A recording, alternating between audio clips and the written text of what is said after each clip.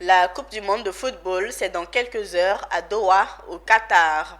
Avant même le coup de sifflet du premier match, le vainqueur est sans conteste le Qatar, pays organisateur, qui a réussi à faire l'impossible. Mondial 2022, quand le Qatar a baissé tous les rideaux à coups de pétrodollars pour s'offrir toutes les caméras du monde. Vous l'aurez compris, c'est l'heure de la chronique Business 24, ronde cette fois, comme le ballon rond. Et c'est avec Issa Badini.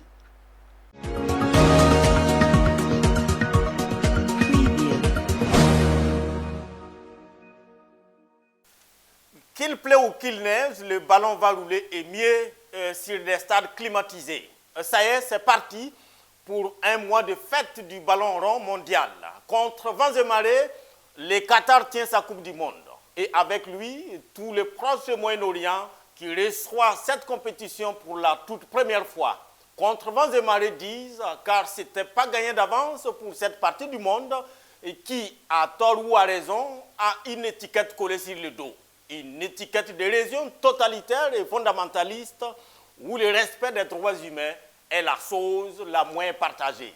Mais à Kervaillant, rien d'impossible, ou si vous voulez, avec le pétrodollar, tout devient possible. À défaut d'autoriser les mini-jeeps et la bière à couper le souffle, les Qataris ont sorti le chéquier pour amadouer l'instance suprême du football et envoyer balader les défenseurs des droits de l'homme et autres écologistes. Tenez bien, le mondial 2022 a coûté au Qatar la bagatelle somme de 220 milliards de dollars, soit 138 820 milliards de francs CFA. À titre de comparaison, la Russie avait déboursé 11,6 milliards de dollars pour le mondial 2018, le mondial 2014, 15 milliards de dollars et moins de 7 pour les éditions précédentes. Et qui a dit que l'argent ne fait pas le bonheur?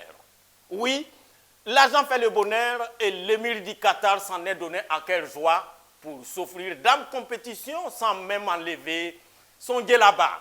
Tout est possible à celui qui croit, enfin, à celui qui a l'argent. Paris osé et Paris réussi donc pour Cheikh Tamim Ben Ahmad Al Thani, dont le pays sera à partir de ce 20 novembre et c'est jusqu'au 18 décembre prochain sous les gros projecteurs des caméras du monde.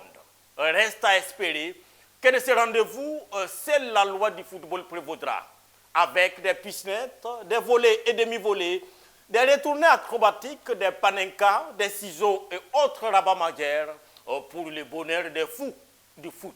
32 équipes, 64 matchs, un peu plus de 5760 minutes de jeu, le tout dans des stades climatisés. Sauf qu'une fois de plus, le foot samba a cédé la place à l'impitoyable foot business. Sur les 64 matchs, les quelques rares chaînes de télévision de la zone ouest africaine qui se sont aventurées n'ont pu avoir les droits que sur 28.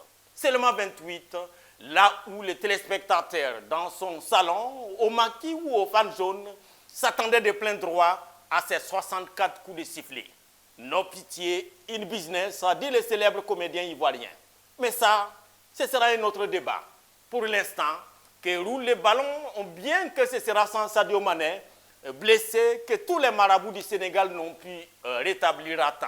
À bon entendeur, bonne fête de foot et bon sens aux 5 représentants de l'Afrique que sont le Ghana, le Cameroun, le Maroc, la Tunisie et bien évidemment les pays de Sadio.